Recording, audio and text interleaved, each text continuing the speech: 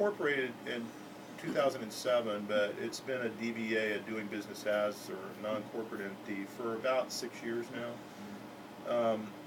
And for a while it was just me, of course, and then as some of my physician colleagues became interested in what I was doing, and the hospitals began to indicate that they wanted more help, that naturally led to me talking to some of my friends about, hey, would you like to try this, and you could help us out here, and one thing led to another, and eventually it grew to the company we have today, which is all over the United States.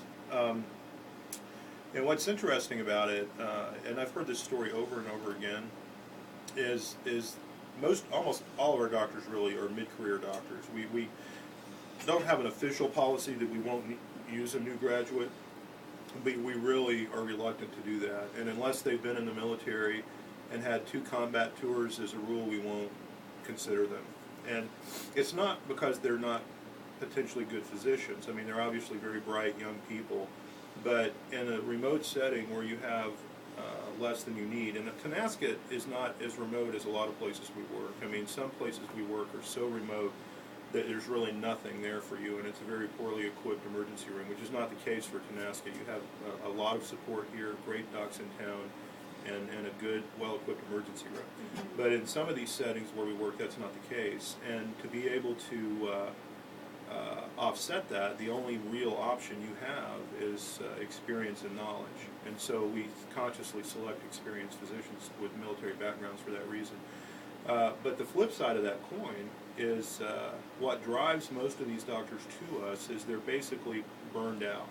And most people don't know this, but the average career of an emergency physician is 10 years. Now, it's not because they're not physiologically able to work longer than that, it's just that they're psychologically burned.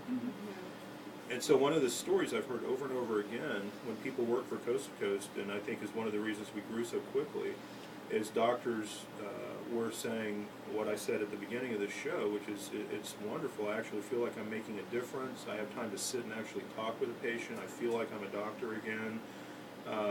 I see them maybe a couple of days later if I'm out at Subway or whatever, and they're saying hi to me on the street. Now, that's something that you would take for granted in Tonasket. But in the towns where most of these people are from, Boston, I doubt that Dr. Roger, for example, is walking into the grocery store in Boston and having somebody say, hey, Dr. Roger, it's good to see you again, Right. And it's just wonderful. It's a wonderful experience. And so it gives people who have never had the chance to be a small-town doctor and give back and make a difference a chance to do that and an incentive to do it through this business model. So it's been really fun to see it happen. It's good for the doctor, it's good for the patients, it's good for the hospital, good for the community.